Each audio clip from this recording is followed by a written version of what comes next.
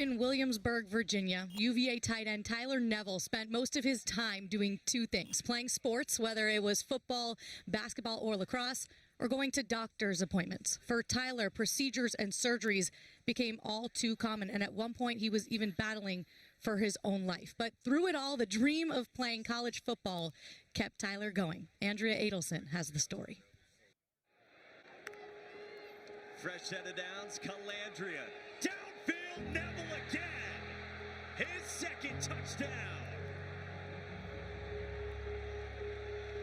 I have 8 visible scars. Anytime I take off my shirt, you see it. It's a part of me.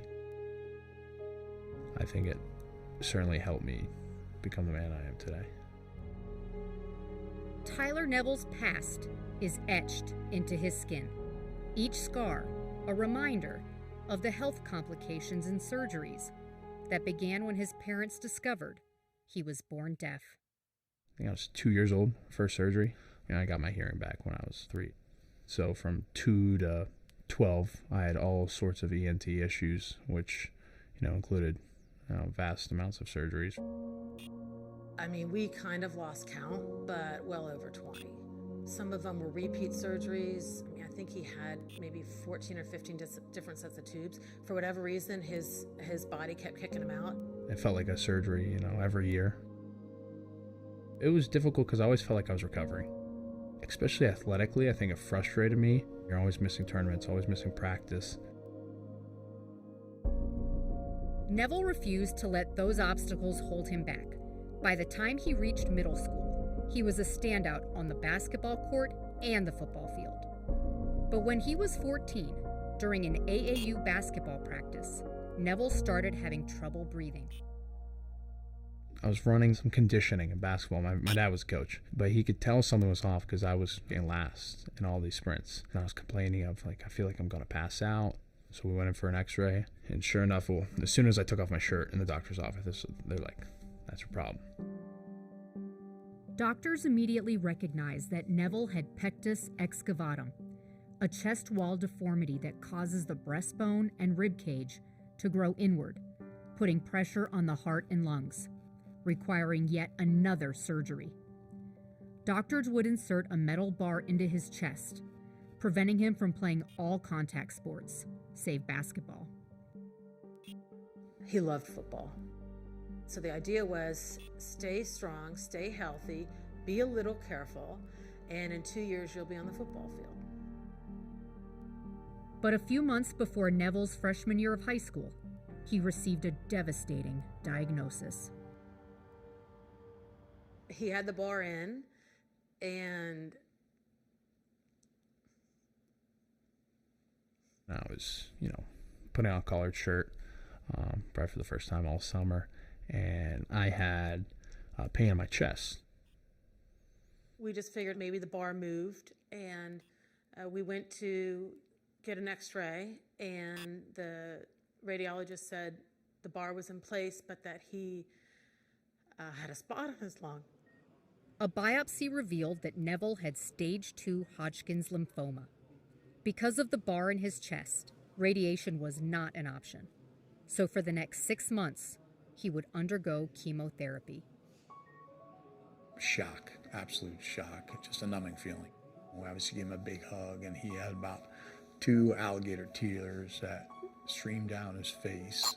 And he said, "Well, can I still go to open gym tonight for basketball?" Basketball became my life. Every day, I'm going to chemo, 8 hours, but I get there as early as possible so I can get out as quick as possible so I can make it to basketball and then get a good night's rest and do it again.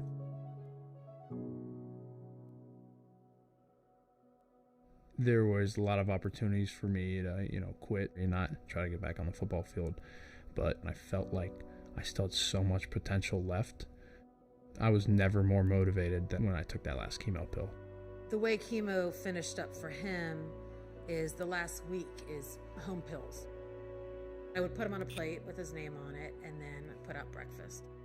So I get this phone call at 8:30 in the morning. He's like, "Mom, where are you?" He's like, "It's last day of chemo." And he's like, "You gotta be here."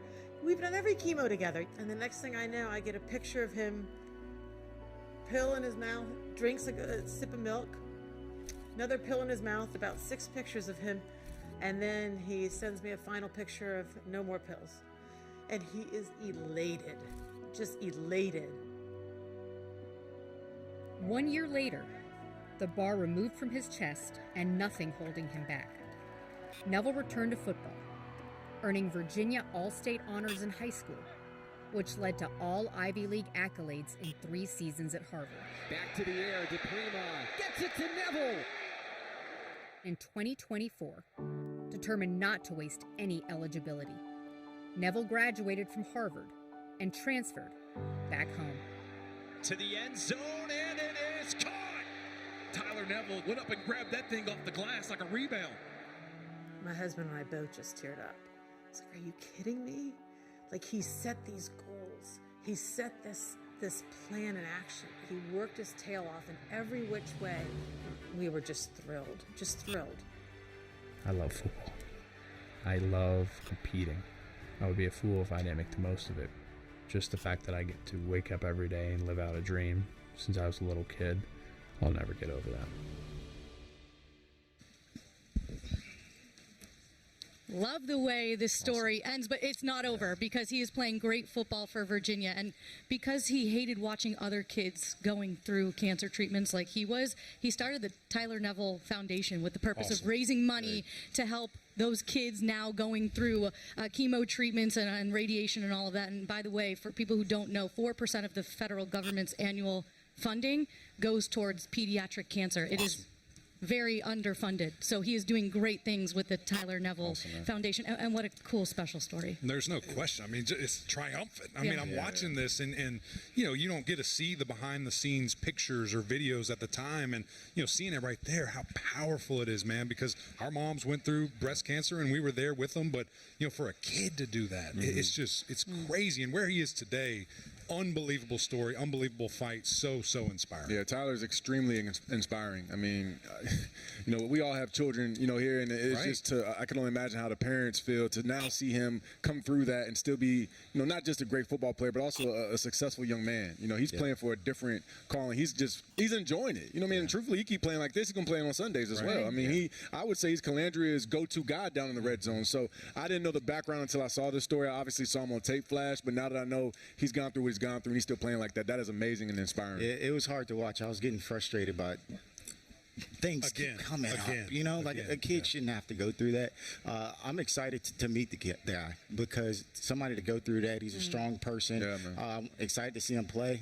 I wish we could meet the family, like the parents. It would have been great to have him up. Like, so I'm excited to get to know this guy, and I'll definitely donate to the charity because it's such a great cause. Great cause, and obviously playing back home, which is extra special, has already a degree from Harvard and is now going to school here at Virginia, which is really awesome as well. He's a student athlete for sure.